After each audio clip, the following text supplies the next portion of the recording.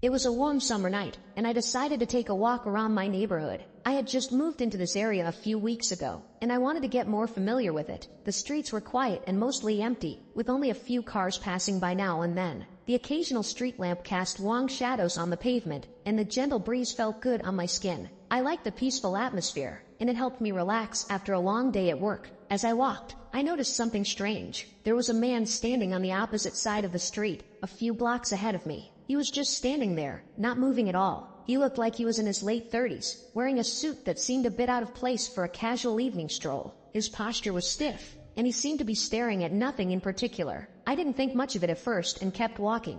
After a few more minutes, I glanced over at him again. He was still standing there, in the exact same spot, facing the same direction. I felt a slight unease but shrugged it off. Maybe he was waiting for someone, or perhaps he was just lost in thought. I tried to ignore him and continued my walk. I turned down a side street, hoping to explore a bit more. As I walked further, I glanced behind me to see if the man was still there. To my surprise, he was now standing at the corner of the street I had just turned from, still facing me. My heart started to beat a little faster. He must have moved when I wasn't looking, but why was he following me? I quickened my pace, trying to put some distance between us. The side street was quieter, with fewer houses and more trees. The shadows seemed to grow longer, and the air felt colder. I could hear the faint rustling of leaves and the distant hum of traffic. As I walked, I kept glancing over my shoulder, expecting to see the man again. For a while, I saw nothing, and I began to feel a bit more at ease. Suddenly, I heard footsteps behind me. They were slow and deliberate, echoing off the pavement. I turned around quickly, and there he was, standing just a few yards away. He was smiling,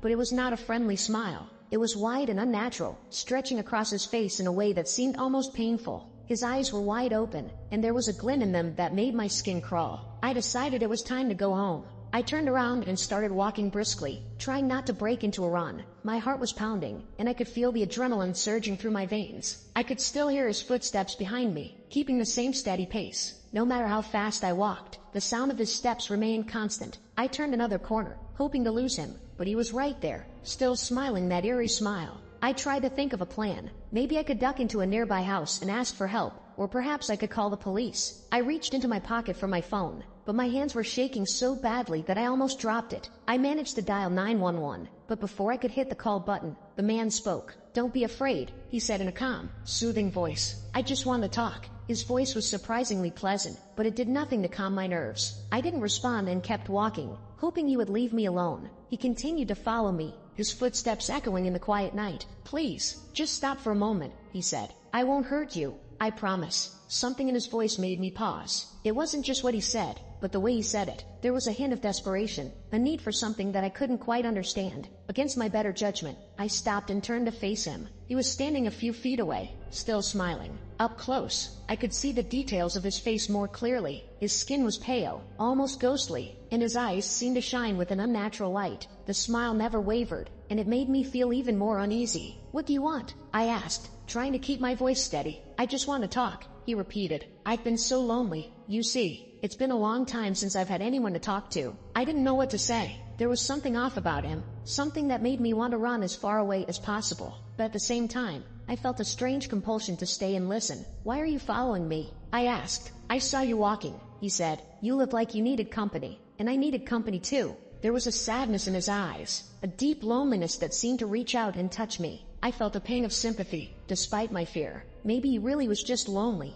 and maybe he meant no harm. "What's your name?" I asked, trying to sound more friendly. "My name is Jonathan," he said. "And you are?" "Alex," I replied. "Nice to meet you, Jonathan." The smile widened, if that was even possible. "It's very nice to meet you too, Alex." We stood there in silence for a moment, and I began to feel more at ease. Maybe he was just a strange but harmless man. I decided to give him the benefit of the doubt. "So, why are you out here so late?" I asked, trying to make conversation. "I could ask you the same thing," he said with a chuckle, "but to be honest, I don't really know. I just felt like walking. Sometimes, I feel like I need to get out, to see the world, to meet new people." His words struck a chord with me. I had moved to this neighborhood for similar reasons, to start fresh and meet new people. Maybe we had more in common than I thought. "Yeah, I get that," I said. "I just moved here, trying to get to know the area." "Welcome to the neighborhood," he said, his smile softening a bit. "I hope you like it here." As we talked, I began to feel more comfortable. Jonathan seemed genuinely friendly, despite his odd behavior. We continued walking,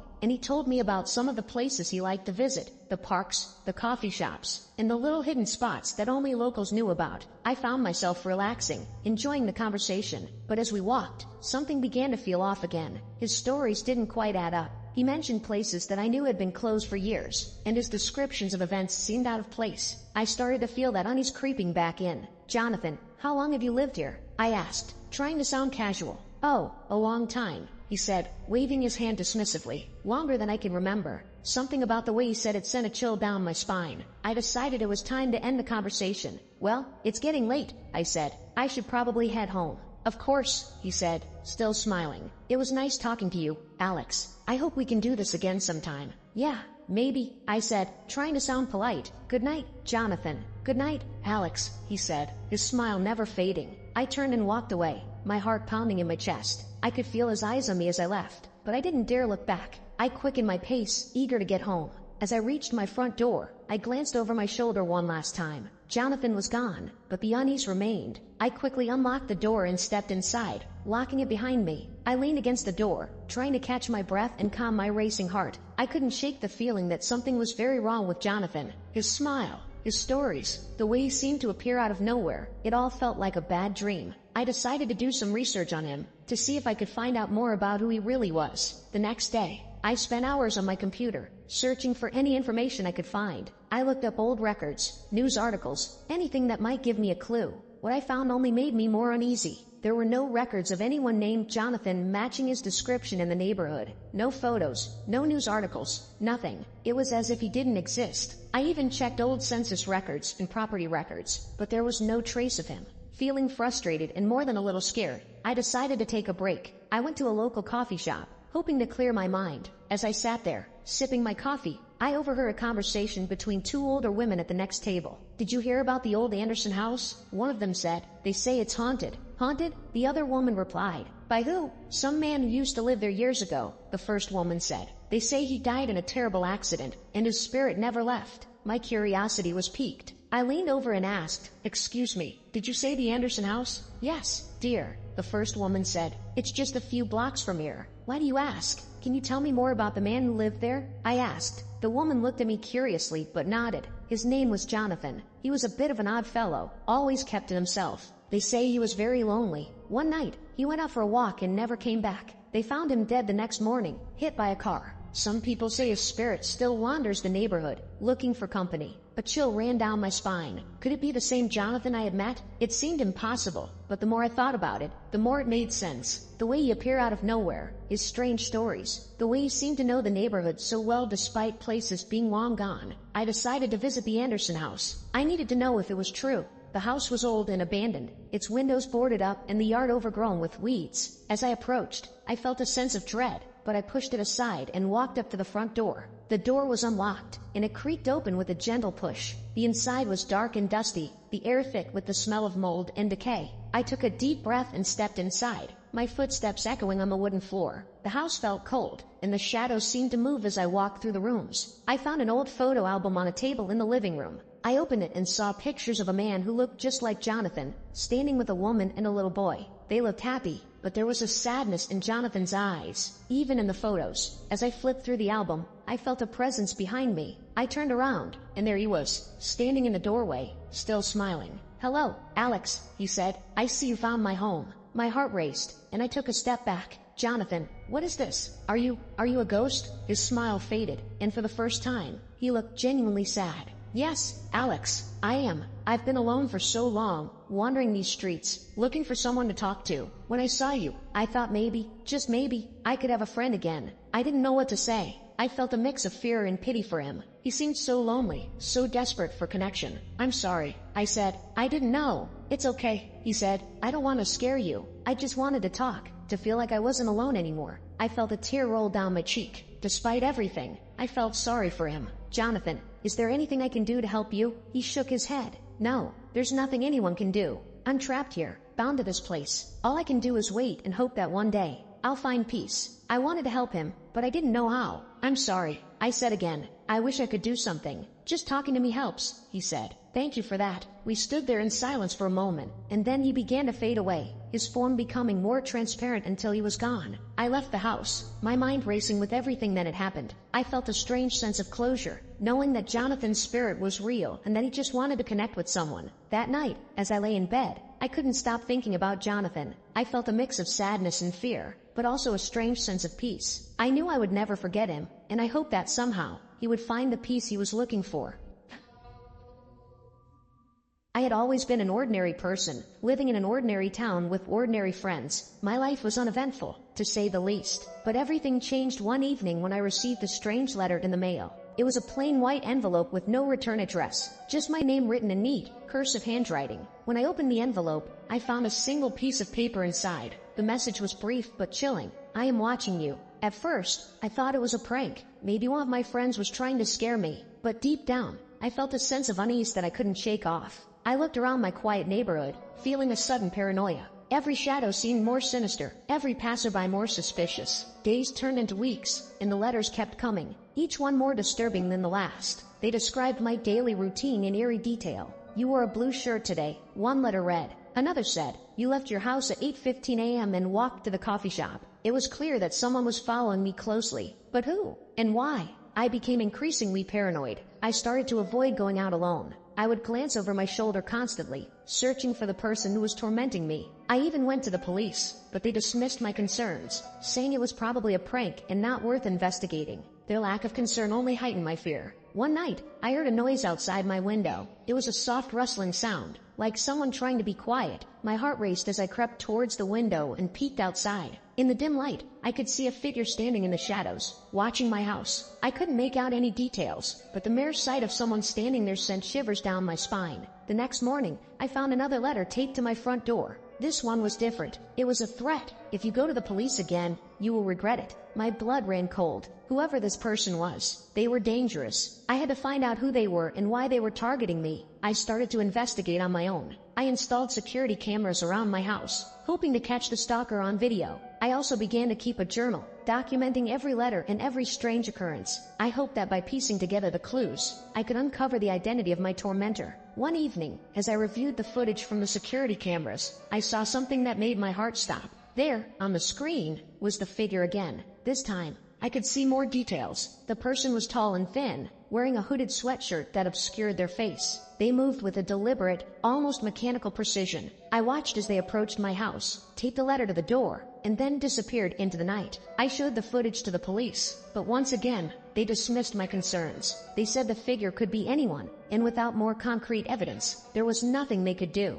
Frustrated and scared, I decided to take matters into my own hands. I started to follow the letter's instructions. They seemed to lead me on a twisted scavenger hunt, each clue more cryptic than the last. One letter led me to a park, where I found another note hidden under a bench. Another took me to an abandoned warehouse on the outskirts of town. As I ventured deeper into this dark mystery, I couldn't shake the feeling that I was being watched. One night, I received a letter that simply said, "Come to the old house on Elm Street if you want answers." I knew the house well. It had been abandoned for years, rumored to be haunted. Despite my fear, I felt compelled to go. I needed to know who was behind this and why they were tormenting me. I arrived at the house just as the sun was setting. The place was even more eerie in the fading light. The windows were boarded up, and the paint was peeling off the walls. I took a deep breath and pushed the creaky front door open. Inside, the house was dark and silent. Dust covered every surface, and the air was thick with the smell of decay. I moved cautiously, my flashlight casting long shadows on the walls. I followed the letter's instructions, making my way to the basement. As I descended the rickety stairs, I heard a faint whispering sound. It was barely audible, like the rustling of leaves in the wind. My heart pounded in my chest as I reached the bottom of the stairs. The basement was cold and damp, filled with old furniture and boxes. In the center of the room, I saw a figure standing in the shadows. My flashlight flickered, casting an eerie light on the person's face. It was a man, his face gaunt and pale, with eyes that seemed to pierce through me. He smiled, a sinister grin that sent chills down my spine. "Welcome," he said, his voice a low, menacing whisper. "I've been waiting for you." "Who are you?" I demanded, my voice shaking. The man chuckled softly. "You don't remember me, do you?" he said. "We met a long time ago." I racked my brain, trying to remember where I had seen this man before, but nothing came to mind. "Why are you doing this to me?" I asked. The man's smile faded, replaced by a look of intense hatred. "You ruined my life," he said. "Now it's time for you to pay." Confused and scared, I tried to reason with him. I don't understand, I said. What did I do to you? The man took a step closer, his eyes burning with anger. You took everything from me, he said. My job, my family, my future. You destroyed me, and now I'm going to destroy you. I was stunned. I had no idea what he was talking about. I'm sorry, I said. I don't remember doing anything to you. The man shook his head, his expression filled with rage. Of course, you don't, he said. You moved on with your life, while I was left to suffer. But now, you'll know what it's like to live in fear. Before I could react, the man lunged at me, knocking the flashlight out of my hand. We struggled in the darkness, my heart pounding with fear. I fought back with all my strength, desperate to escape. In the chaos, I managed to grab a piece of broken glass from the floor. With a surge of adrenaline, I struck the man, cutting him deeply. He cried out in pain and stumbled back, giving me a chance to run. I bolted up the stairs and out of the house, my mind racing with terror. I didn't stop running until I reached my car. I drove straight to the police station, my hands shaking as I told them everything. This time, they believed me. They sent officers to the house, and they found the man in the basement, injured but alive. He was arrested and taken into custody. As the police investigated, they discovered that the man had been stalking me for years, blaming me for a series of misfortunes that had befallen him. I never found out the full extent of his obsession or why he targeted me specifically. But one thing was clear, he was deeply disturbed, and his mind had twisted reality into a nightmare. When my family decided to move to Drisking, Missouri, I was not happy. I was only 12 years old, and the idea of leaving behind my friends and the place I had always known was hard for me. But my dad had gotten a new job as a sheriff in this small town, and we had no choice. My mom told me it would be an adventure and that I would make new friends. I didn't believe her at the time, but as it turns out, she was right in a way. Just not the way she meant. We moved into a big, old house near the woods. It was different from our previous home, but it had a certain charm. The air was fresher, and the surroundings were quiet, almost too quiet. My dad was busy with his new job, and my mom was always trying to make the house feel more like home. I felt out of place. My first day at my new school was rough. I didn't know anyone, and it seemed like everyone else had known each other forever. At lunch, I sat alone until a kid named Kyle sat next to me. He was friendly and outgoing, and he introduced me to his best friend, Kimber. The three of us quickly became close. Kyle and Kimber were curious about everything, and they told me about the town's legends and secrets. The most interesting one was about a place called Baraska. Baraska was a mysterious and eerie place in the woods, far from town. According to local stories, strange things happened there, and people had gone missing. The legend said that if you listened carefully, you could hear a grinding noise coming from the woods. It was said to be the sound of Baraska, a place where dark things happened. I didn't believe in the stories at first, but Kyle and Kimber insisted that they were true. One summer day, Kyle suggested we go to the Triple Tree, a large, old tree in the forest where kids hung out. He said it was close to Baraska, and we could see if we could hear the grinding noise. Kimber was excited about the idea, but I was nervous. I didn't want to go near Baraska, but I didn't want to be left out either. So, I agreed. We packed some snacks and set out into the woods. The forest was dense and dark, even in the daylight. We walked for what seemed like hours, following Kyle's lead. Finally, we reached the Triple Tree. It was huge, with 3 large trunks growing out of a single base. We sat under its shade and ate our snacks. Kyle told us more stories about Baraska, making the place sound even more terrifying. As the sun began to set, we decided to head back. But before we could leave, we heard it, a faint grinding noise coming from deeper in the woods. My heart started to race. Kyle and Kimber looked at each other with wide eyes. Without saying a word, we started to follow the sound. The deeper we went, the louder the noise became. It was a constant, eerie grinding, like metal on metal. The air grew colder, and the trees seemed to close in around us. We finally reached a clearing. In the middle of it was an old, abandoned building. It looked like it had been a factory or a mill a long time ago. The grinding noise was coming from inside. Kyle, being the bravest of us, suggested we go in. Kimber and I were hesitant, but we didn't want to leave him alone. We pushed open the rusty door and stepped inside. The interior was dark and filled with dust. Broken machinery and old furniture were scattered everywhere. The grinding noise was louder now, almost deafening. We followed it to a large, metal door at the back of the building. Kyle pushed it open, and we stepped into a room that sent chills down my spine. The walls were covered in strange symbols, and in the center of the room was a large, grinding machine. It looked ancient and was covered in rust, but it was still working,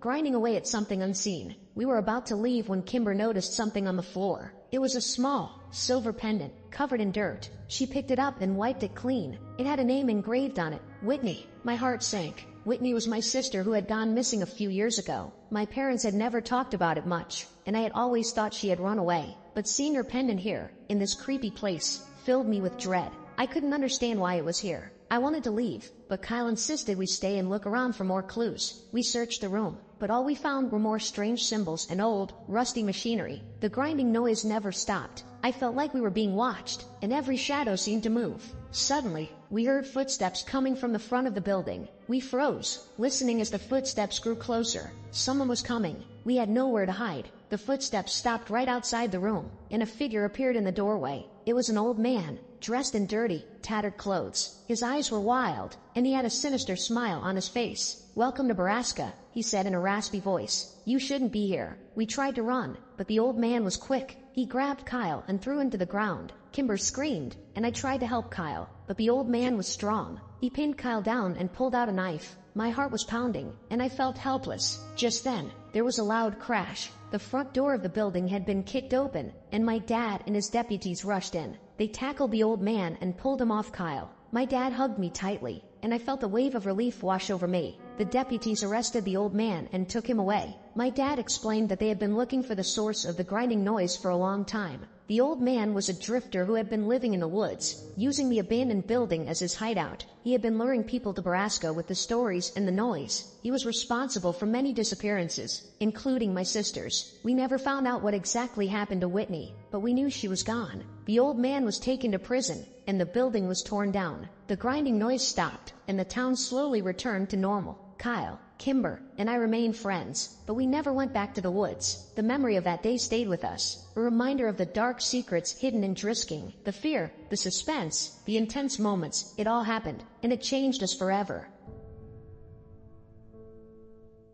I moved into my dorm at the start of my junior year. The excitement of a new year, a new room, and new experiences made me eager to get settled. My friend, Ashley, helped me unpack. We were laughing, chatting, and catching up after a long summer. The room was typical: 2 beds, 2 desks, 2 closets, and a shared bathroom. It wasn't anything special, but it was our home for the next year. One day, while we were walking around the dorm, we noticed a door at the end of the hall that seemed different. The number on the door read 733, and it looked like it hadn't been touched in years. It was odd because all the other rooms were occupied, but 733 looked abandoned. The paint was chipped, and the door looked slightly warped. A strange chill ran down my spine every time I walked past it. Ashley and I asked around about room 733, but no one seemed to know much. Some people said it had been locked for years, while others claimed it was haunted. The rumors were intriguing, but we mostly laughed them off. We were curious, though. Who wouldn't be? One night, we were hanging out with some friends, sharing ghost stories and urban legends, when the topic of room 733 came up. One of the guys, Mike, claimed he knew someone who had a friend who lived next door to it years ago. According to him, strange noises would come from the room at night, and the door would sometimes open and close by itself. It sounded like a typical spooky story, but there was something about the way he told it that made my skin crawl. A few weeks later, curiosity got the best of us. Ashley and I decided to try to open room 733. We made our way to the end of the hall and stood in front of the door. I reached for the doorknob, expecting it to be locked, but to my surprise, it turned easily. The door creaked open, revealing a dark, dusty room. It looked like it had been untouched for years. The furniture was covered with white sheets, and a thick layer of dust coated everything. We stepped inside, our footsteps echoing in the empty room. It felt colder than the rest of the dorm, and there was an eerie silence that made my heart race. We started exploring, lifting the sheets off the furniture and looking through the drawers. It felt like trespassing, but our curiosity was too strong to resist. As we were rummaging through the room, Ashley found an old journal tucked away in a drawer. It belonged to a girl named Rebecca, who had lived in the room years ago. The entry started off normal, detailing her classes, friends, and everyday life. But as we read further, the tone changed. Rebecca wrote about hearing strange noises at night, feeling like she was being watched, and seeing shadows move across the walls. The last few entries were frantic, talking about how she couldn't sleep and felt like she was losing her mind. The final entry was the most disturbing. Rebecca wrote about how she couldn't take it anymore and was going to end it. She mentioned a rope in the closet. My heart pounded as I glanced at the closet door. It was slightly ajar, and I felt a strong urge to open it. Ashley, sensing my hesitation, nodded, and together we pulled the door open. Inside, we found an old, frayed rope hanging from the ceiling. The sight made my stomach churn. It seemed Rebecca had followed through with her plan. We left the room quickly, locking the door behind us. The experience left us shaken, but we didn't tell anyone about what we found. It felt too personal, too tragic to share. The next few nights were restless. I couldn't stop thinking about Rebecca and what she must have gone through. The thought of her suffering alone in that room haunted me. One night, as I was lying in bed, I heard a faint noise coming from the end of the hall. It sounded like whispering. My heart pounded as I strained to listen. The whispers grew louder, and I could make out words of sorrow, fear, and desperation. I shook Ashley awake, and together we listened. She heard it too. We decided to investigate. Grabbing a flashlight, we made our way to room 733. The door was closed, but the whispers were clear. I felt a chill run down my spine as I reached for the doorknob. It was ice cold. We slowly opened the door, and the whispers stopped abruptly. The room was as we left it, dusty and abandoned, but there was a palpable tension in the air. I shone the flashlight around the room, and that's when we saw it. On the wall, written in what looked like blood, were the words, "Help me." We both screamed and ran out of the room, slamming the door behind us. We were terrified and didn't know what to do. Should we tell someone? Would they believe us? We decided to keep it to ourselves, but agreed to never go near room 733 again. Over the next few weeks, strange things started happening in our dorm. Objects would move on their own. We'd hear footsteps when no one was around, and the whispers would come and go. We were on edge, constantly looking over our shoulders. It felt like the presence from room 733 was following us. One night, Ashley woke me up, her face pale and eyes wide with fear. She said she saw a shadowy figure standing at the foot of her bed. I looked around but saw nothing. We spent the rest of the night huddled together, too scared to sleep. The next day, we decided to do some research. We went to the library and looked up old records about the dorm. We found an old newspaper article about a girl named Rebecca who had died in room 733 years ago. The article mentioned that she had been troubled, hearing voices and seeing things that weren't there. It was ruled a suicide, but some speculated that something more sinister was at play. We also found stories about other students who had experienced strange things in that room. Some had moved out, unable to take the constant disturbances. Others had simply left school altogether. It seemed room 733 had a dark history that stretched back decades. Determined to find out more, we contacted a local paranormal investigator. His name was Tom, and he had a reputation for dealing with haunted places. We told him everything, and he agreed to help us. He came to the dorm with his equipment and set up cameras, recorders, and other devices in and around room 733. That night, we all sat in the common room, watching the monitors. The room was quiet at first, but then the activity started. The temperature in the room dropped suddenly, and we saw orbs of light floating around. The whispering started again, and we could see the words "help me" glowing faintly on the wall. Tom decided to perform a seance to try to communicate with the spirit. We gathered around a table, holding hands, and he began to speak. He called out to Rebecca, asking her to show herself. The room grew colder, and the lights flickered. Suddenly, the table shook violently, and we heard a loud bang. A figure appeared in the doorway, a girl, translucent and pale, with wide, frightened eyes. She looked at us, her expression pleading. Tom asked her what she wanted, and she whispered, "Help me." Tom asked how we could help, and she pointed to the closet. We opened it, and inside, we found a small, hidden compartment. Inside the compartment was a diary, different from the one we had found earlier. This one detailed Rebecca's descent into madness. She wrote about how she felt a dark presence in the room, how it tormented her, and how she believed it was trying to take her soul. The last entry was different. Rebecca wrote about a ritual she had discovered, one that could banish the presence. She planned to perform it the night she died, but didn't make it. We realized that the spirit haunting room 733 wasn't Rebecca, but the dark presence she wrote about. Rebecca's spirit was trapped, unable to move on. Tom decided to perform the ritual Rebecca had written about. We gathered the items needed, candles, salt, and a few other things, and followed the instructions in the diary. As Tom began the ritual, the air grew heavy, and the whispers turned into angry growls. The room shook, and it felt like something was fighting back. But Tom was determined. He continued the ritual, chanting words I didn't understand. The growls grew louder, and it felt like the walls were closing in. Just when I thought I couldn't take it anymore, there was a blinding flash of light, and then silence. The room felt lighter, warmer. The oppressive feeling was gone. The figure of Rebecca appeared again, but this time she looked peaceful. She smiled at us and whispered, "Thank you," before fading away. We left room 733, locking the door behind us. The strange occurrences stopped, and life returned to normal. Ashley and I moved on, but we never forgot Rebecca and the terror we experienced. When I was younger, around 10 years old, I attended a summer camp in the middle of nowhere. This camp was deep in the woods, far from any town. The counselors would always tell us creepy stories around the campfire to scare us, and one story in particular stuck with me. The camp had a place called the Showers. It was an old, run-down building that we weren't allowed to go near. The counselors said it was haunted, but they never told us why. Of course, being curious kids, we wanted to know more. One night, a group of us decided to sneak out and check it out for ourselves. There were 5 of us. Me, my best friend Tom, a girl named Sarah, and 2 other boys, Jake and Tim. We waited until everyone was asleep, then grabbed our flashlights and headed out. The night was dark and quiet. The only sounds were our footsteps on the dirt path and the occasional hoot of an owl. As we approached the showers, a sense of unease settled over us. The building was old, with crumbling bricks and vines creeping up the walls. The door was slightly ajar, creaking as the wind blew. We looked at each other, and Tom, being the bravest of us, pushed the door open.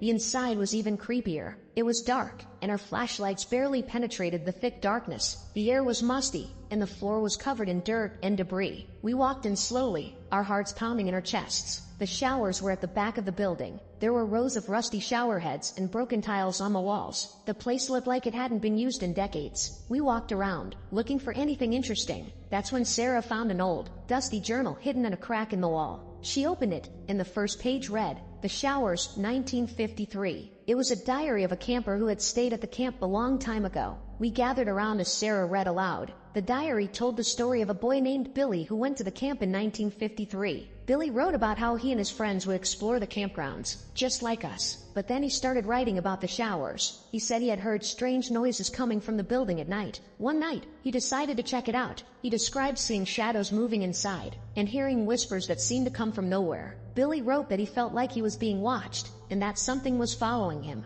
The entries became more frantic as he described feeling a presence in his cabin at night and seeing strange figures standing at the edge of the woods. As Sarah read, we felt a chill run down our spines. Suddenly, we heard a noise. It was a faint whispering sound, like someone was talking just out of earshot. We turned off our flashlights and stood still, listening. The whispering grew louder, and we could hear footsteps approaching. Panic set in, and we decided to leave. But as we turned to go, the door slammed shut. We were trapped. We tried to open the door, but it wouldn't budge. The whispering grew louder, and we could hear it coming from all around us. We huddled together, terrified. Suddenly, the shower heads turned on, spraying ice-cold water. We screamed and tried to find another way out, but there was no escape. Just when we thought things couldn't get worse, we saw them. Shadowy figures emerged from the darkness, moving towards us. They were tall and thin, with glowing eyes. They whispered our names, and we could feel their cold breath on our necks. We were paralyzed with fear, unable to move or scream. Tom, the bravest of us, tried to fight back. He grabbed a broken tile and swung at one of the figures, but his hand passed right through it, like it was made of smoke. The figures laughed, a low, eerie sound that sent chills down our spines. They moved closer, reaching out with long,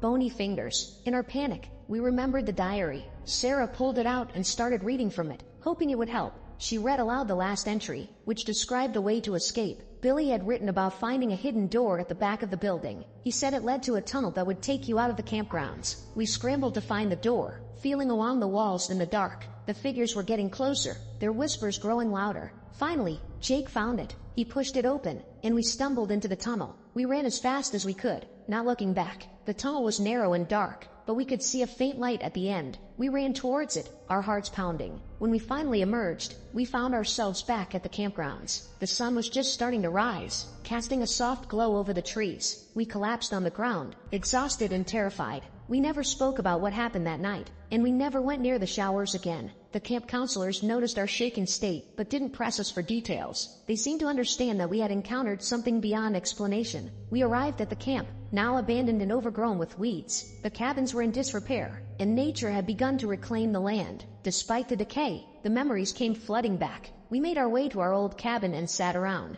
sharing stories and laughing about the good times. But the memory of that night stayed with us. We knew that some places are best left unexplored, and some secrets are better left buried. Subscribe, or I will get into your house, take that knife and make you a salad. So subscribe.